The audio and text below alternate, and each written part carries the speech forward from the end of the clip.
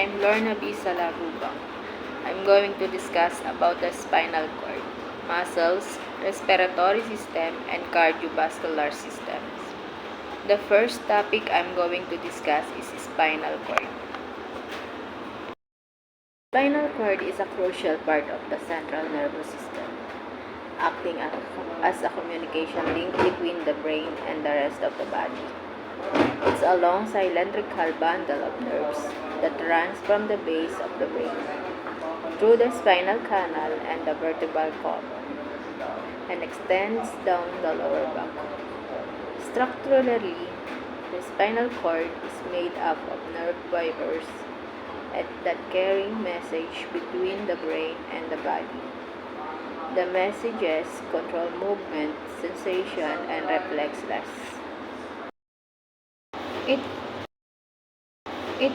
It is divided into different segments that correspond to various regions of the body. Cervical region is the uppermost part of the spinal cord located into the neck. It consists of 7 vertebrae, C1 to C7, and is responsible for transmitting nerve signal between the brain and the upper parts of the body, such as the neck, shoulders, arms, and hands.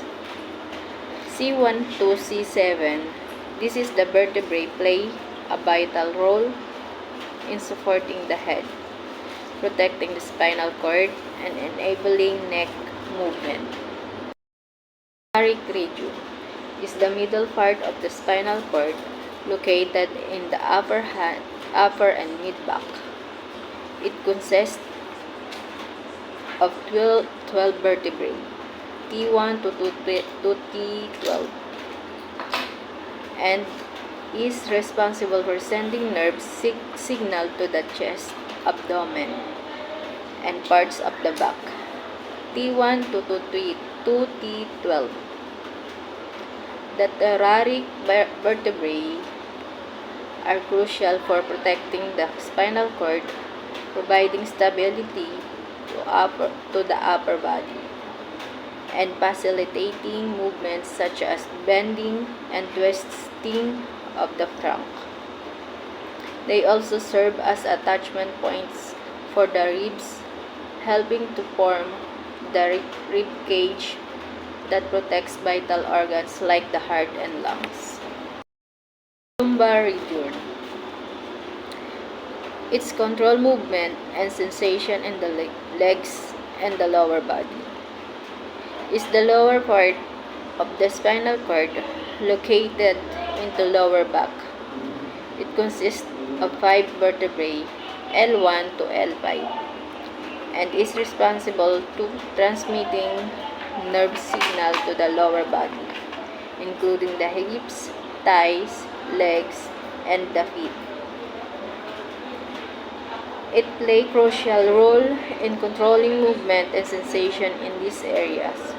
L1 to L5. The lumbar vertebrae are larger and stronger than the cervical and thoracic vertebrae, as they must support more weight and allow for a greater range of motion. They are critical for activities such as bending, lifting, and twisting, and they protect the spinal cord and nerves that extend to the lower body. Sacral region. This lower portion is responsible for the pelvic organs and lower limbs. The lower part of the spinal column, located at the base of the spine. It consists of 5 fused vertebrae, or S1 to S5, that form as the triangular bone known as the sacrum. The region connects to the spine, the pelvis, and provides stability and support for the upper body. The spinal cord itself is protected by vertebrae or bones of the spine and cushioning layer of the cerebrospinal fluid, which act as a shock absorber. In terms of function, the spinal carries motor commands from the brain to the muscles, enabling movement. It also conveys sensory information from the body, like touch, temperature, and pain, back to the brain. Additionally, it controls many reflexes that occur without brain involvement, such as the knee-jerk reflex. The spinal cord can disrupt these signals, potentially leading to the partial or complete loss of movement and sensation, depending on the severity and location of the injury. This can result in conditions like paralysis or loss of reflexes in affected areas. Muscles. Muscles are soft tissues in the body that have the ability to contract the produce movement. They are essential for various functions, including movement. Movement is a muscles enable the body to perform voluntary movements like walking and running, and involuntary movements like the beating of the heart refers to the act or process of changing position or location. It can involve physical motion of the body of parts of the body and the essential for various activities functions. Stability. Muscles provide support and stability to joints and help maintain posture. Refers to the ability of a system or structure to maintain its position or condition despite external forces or changes. It is the quality of being steady, balanced, and resistant to disruption or stability. Heat production. Muscle contractions generate heat, which helps regulate body temperature. Heat production is a fundamental process that supports life by helping the regular body temperature, facilitating metabolic reactions, and ensuring efficient bodily function. Type of muscles. Skeletal muscles. There are voluntary muscles attached to bones, enabling movement of the skeleton. They are under conscious control and striated in appearance. Smooth muscle. These are involuntary muscles found in the walls of internal organs, such as the intestines and blood vessels. They are under conscious control and have a non-striated appearance. Cardiac muscles. This is the specialized involuntary muscle found only in the heart. It is responsible for pumping blood throughout the body and has a unique striated appearance with intercalated discs that facilitate synchronized contractions. You have more than 600 muscles in your body that you use almost constantly. Some move your body, others help your internal organs keep you alive. It's okay to feel occasional ache or muscle pain, but don't nor chronic or long-term soreness or weakness. Muscles are pieces of soft tissue throughout your body. They help you do everything from you holding your body still to running a marathon. Muscles also move and support your organs. Your heart is a hard-working muscle that beats thousands of times a day to keep you alive.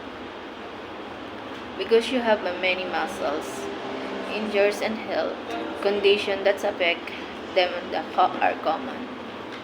Everyone is a sort of muscle. Everyone has when out every once in a while, but long term, muscle pain, weakness, and other symptoms can be signs serious issues. Visit a healthcare provider if you experience muscle pain for more than a week, or if you're having trouble moving. Go to the emergency room if nurse salon. Respiratory system is a complex network of organs and structures that work together to facilitate the exchange of gases between the body and the environment. Its primary function is to supply oxygen to the body while removing carbon dioxide, a waste product of metabolism. Here's more detailed explanation of its components and functions. Or bronchioles. The trachea divides into the two main bronchi, each leading to a lungs. The bronchi further branch into smaller bronchioles, which end in a tiny air sacs called alveoli, also known as the throat. The pharynx is the passage that connects the nasal cavity to the larynx and the esophagus. It plays a role in both the respiratory and digestive system, commonly known as the voice box. The larynx contains the vocal cords and is responsible for sound production. It also serves as a passageway for air to enter the trachea while preventing food and liquids from entering the airway during swallowing. Also known as the throat, the pharynx is the passage that connects the nasal cavity to the larynx and the esophagus. It plays a role in both the respiratory and digestive system. Or bronchioles. The trachea divides into the two main bronchi, each leading to a lungs. The bronchi further branch into smaller bronchioles, which end in a tiny air sacs called alveoli. Of the respiratory system. Gas exchange. The primary function is to take in oxygen from the air and the expel carbon dioxide produced by the body cells. This process occurs in the alveoli, where oxygen enters the blood and carbon dioxide is removed. Are small balloon-like structures where the exchange of gases occurs. They are surrounded by capillaries, allowing oxygen to diffuse into the bloodstream, while carbon dioxide diffuses out to be exhaled. Of the respiratory system. Gas exchange. The primary function is to take in oxygen from the air and the expel carbon dioxide produced by the body cells. This process occurs in the alveoli, where oxygen enters the blood and carbon dioxide is removed. Blood. The respiratory system helps regulate the pH of the blood by controlling the levels of carbon dioxide. An increase in carbon dioxide can lower blood, making it more acidic, while removal of carbon dioxide can raise pH or making it more alkaline. The respiratory system protects against pathogens and irritants through mechanisms like mucus production and ciliary action, which trap and expel foreign particles. Vocalization. The larynx allows for sound production, enabling speech and communication. Cardiovascular system is like a masterful network of highways, always at work delivering life to every part of the body. Its main components, the heart, blood vessels, and blood operate together as a highly efficient team, ensuring the oxygen, nutrients, hormones, and waste products are transported where they need to go. Finally, there's the blood itself. Blood is a living tissue that contains red blood cells, which carry oxygen, white blood cells, which fight infections, platelets, which help the blood to clot and heal wounds, and plasma, the liquid that transports all these cells along with nutrients, hormones, and waste products. Blood is the essential cargo moving through this vast network, carrying the energy of life to where it's needed and taking away what's no longer useful. The cardiovascular system, also known as the circulatory system, is a complex network that plays crucial role in maintaining the body's overall function by transporting blood, nutrients, gases, and waste products. Here's some key components and examples within the cardiovascular system, along with the explanation of their functions. Here's details, components, and functions. Number 1 is a heart. The heart is a muscular organ that serves as the pump of the cardiovascular system. Consists of 4 chambers. It is a vital muscular organ located in the chest cavity, responsible for pumping blood throughout the body. It is a central component of the cardiovascular system and plays a crucial role in maintaining overall health and homeostasis. Homeostasis refers to the process by which living organisms maintain a stable internal environment despite changes in external conditions. These are the conduits through which blood flows. They included are a network of tubular structures in the body that transport blood to and from the heart and throughout the body. They play a crucial role in the circulatory system, facilitating the delivery of oxygen, nutrients, hormones, and the removal of waste products from tissues. Carry the oxygenated blood back to the heart, except for pulmonary veins which carry oxygenated blood from the lungs. The fluid that circulates through the cardiovascular system composed of is a specialized bodily fluid that plays a vital role in maintaining overall health and homeostasis. It is composed of virus cells suspended in a liquid called plasma and essential for transporting nutrients, oxygen, hormones, and waste products throughout the body. The cardiovascular system is essential for sustaining life by ensuring that oxygen and nutrients are delivered to cells, waste products are removed, and their body's internal environment is regulated. Its intricate